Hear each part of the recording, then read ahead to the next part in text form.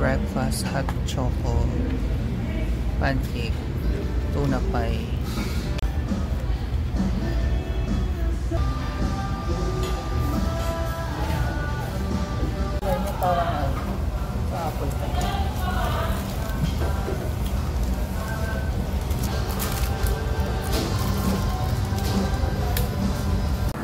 Good morning! Mas maayos-ayos na yung pakiramdam ko ngayon. Nakapag-breakfast nga kami sa Jollibee. Tapos pagbalik dito, nanood kami ng mga lumang movies sa pa-cable, kay Nora Honor, tsaka kay Tirso Cruz yung bilangin mo ang bituin sa langit. Grabe, ang tragic ng movie na medyo na-teary-eyes kami. Anyway, nakakamiss yung mga ganong movies. Ang gusto ko kasi doon, yung nakikita mo yung mga itsura ng Pilipinas dati, nung unang panahon nila, hindi naman sobrang tagal nun. Pero ibang-iba na sa Pilipinas ngayon. Pati yung mga acting, iba pa nun eh. Kaya, na-enjoy namin manood. Ako especially. Pero, si Mali hindi siya mahilig. Pero dahil nanonood ako, nagaya na rin siyang manood. Yun. Anyway, nagre-ready na kami kahit 9 o'clock pa lang. Agahan namin yung check-out para makarami sa IKEA. Kasi nga kahapon sumama yung aking pakiramdam. Hindi ko alam. Anyway, ngayon okay na pero medyo nanghihina pa rin ako. So after niya, magre-ready na rin ako. Okay naman dito sa Red Planet. Medyo maingay lang, lalo na nung madaling araw. Akala ko tatahimik kasi yung mga sasakyan, sabi ko, less sa sa madaling araw. Hindi, ang dami pa rin. Tapat kasi nito mga gay bar pa yung mga tapat namin. Diyan, may Apollo, teka lang. Ayan, tabi-tabi yan, mga gay bar yan. Apollo, Whitebird, King Machete, ayan.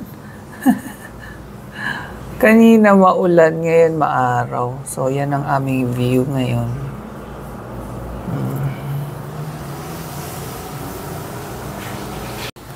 So, yun nga, medyo maingay sa madaling araw.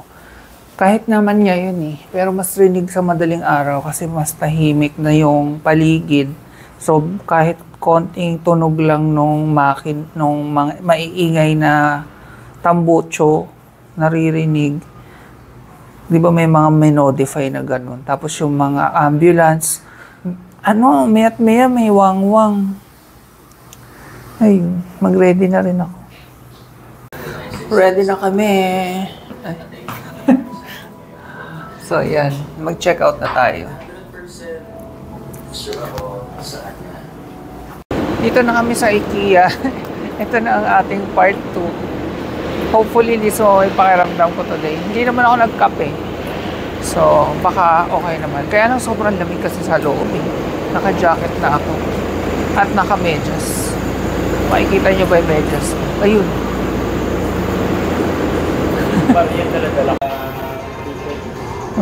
May nagustuhan kaming unan dito sa IKEA. 1,590. May Emma pillow na kami pero tigisa lang. So, baka kumuha kami nito. Ha? Sarap. Trinay ko. Nakahiga na ako dito. So, nandito na kami sa parang bilihan ng mga small stuff. May mga drinks pa. 69. Ito ay ano to? Beer?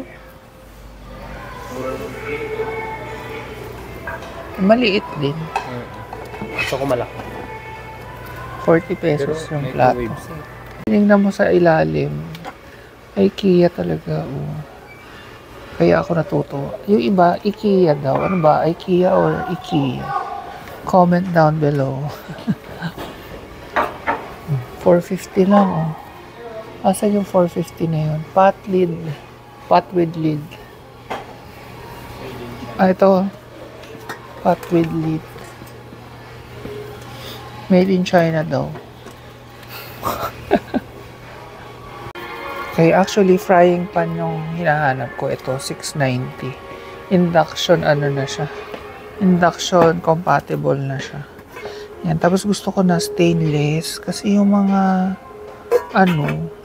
mga non-stick na nababakbak katagalan, masama sa health. Kagaya nito mga to, tabakbak din yan. So, pwede na to. 690 lang. Ayan, isa pang gusto ko, 60 pesos lang. Gusto ko yung mga mura lang. Simple lang siya, pero ang gusto ko kasi meron siyang brand na IKEA. Kita mo? Ayan, ayan. So far, yan yung laman ng aming trolley. Pero gutom na kami. Kaya, kain muna sa restaurant. Blueberry cheesecake. Hanap lang malaki. Pare-parehas lang. Ayan ba?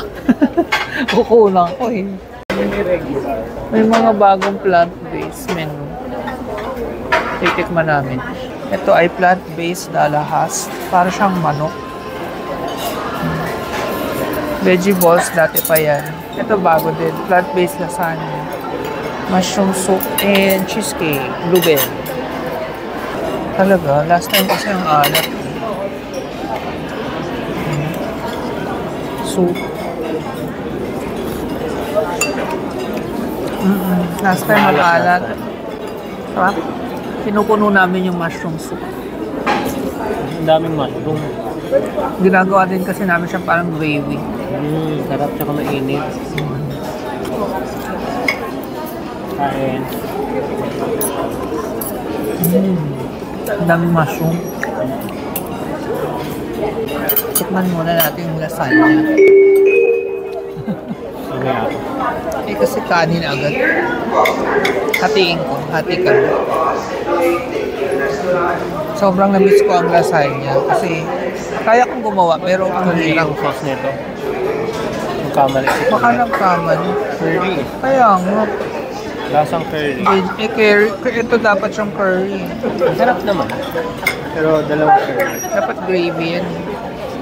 Let's taste the lasagna. Plant-based pati yung cheese.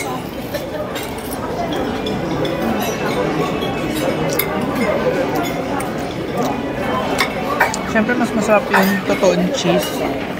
Pero not bad. 90 pesos ata to. Huwag mag-expect ng sobra. Dahil 90 pesos lang siya. Tapos yun nga, yung cheese niya, plant-based lang.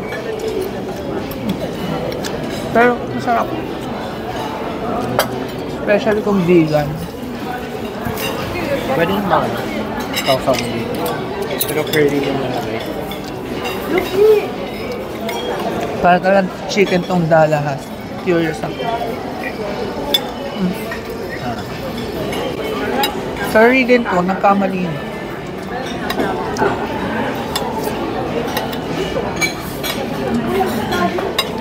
Tikman natin yung dalahas, kung ano ba siya. So, curry sauce siya dapat. Yun ang itsura niya. Para siyang manok din.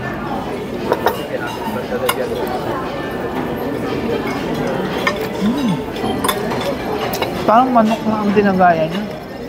Sarap. Sarap niya. Hindi may bagong ganito sa menu.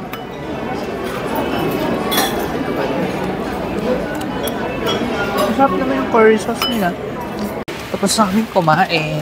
Back to shopping na. May energy na ulit. Gray, beige. Okay, napili namin para sa awning itong ganitong klaseng blind. Ayan, blackout. Blackout siya. Pero ang ganda niya kasi automatic siya, tingnan niya. Dahan-dahan siya. Ganyan siya kaliwanag, oh. Kaya kung isipin nyo, kumukhang pricey, pero yung effort kasi ng cortina, maglo-laundry ka, magpo-fold. Oo, tsaka mahal din ang blackout curtains. Kailangan mo ng pamalit. Tao dito, alas-dos na, nandito pa kami. Oh, yan na yun yung laman ng cart. Ang dami na, ayun pa. Pengi pambayad. Nalobat na nga yung mic ko eh, sorry. So baka medyo mahina na. May tatak. Ano 50 din, pesos lumot. lang. Tapos may ganito siya sa dulo. Para nga hindi mag-spill. Grabe, pagod na kami. Almost end of the line na kami. Ayun na yung cashier. Mabayad na. Pagod. Sabi ko dapat pala 3 days, 2 nights kami dito. Magbili ka tayo ng Christy sa kanilang large na anak. Moment of truth. Ito yung aming dalawang cart plus yung mga furnitures na bibilin. Nasa picture sa cellphone. So yan, ganyan karami. Hindi pa pala kami tapos kasi apparently pag may red tag, ikaw yung kukuha. Ayan, self-service. Diyos ko, tingnan nyo naman. Mio yung likod ko. Papahirapan kami. Wait lang. Ito pa lang yung furniture. Wala pa tong mga small items. So, yan. Tada! Price reveal. 58. Yan. Pero i-credit card namin yan. Utang yan. So, yan. Or delivery sa address. Ito 12 months to pay namin yan. So, nakapila uli kami dito. So, yun nga. Utang lahat to ha. Kaya, salamat sa credit card dahil nakakabili kami ng gamit. Malaking tulong. Yeah. Meron nga lang interest kasi hindi 0%. Pero kapit na. Kasi para mas kaya buwan-buwan. Parang gano'n. Kesa isang bagsak. Pauwi na kami. Yan, gagabayin na kami nito. Siguro mga 8 hours kami sa IKEA. My gosh. Plus kahapon 2 hours. 10 hours in total. Binilisan pa nga namin yun eh. Ganda ng hapon. Oh, tuwan-tuwa si Baby Gail. Baby Gail. Ano? Ano na, Baby Gail? Tuwan-tuwa yan. Jello. Oh, naglalambing sa kuya niya. Bahay na kami. Mga 3.5 hours yung biyahe mula IKEA. Bilis lang, walang traffic.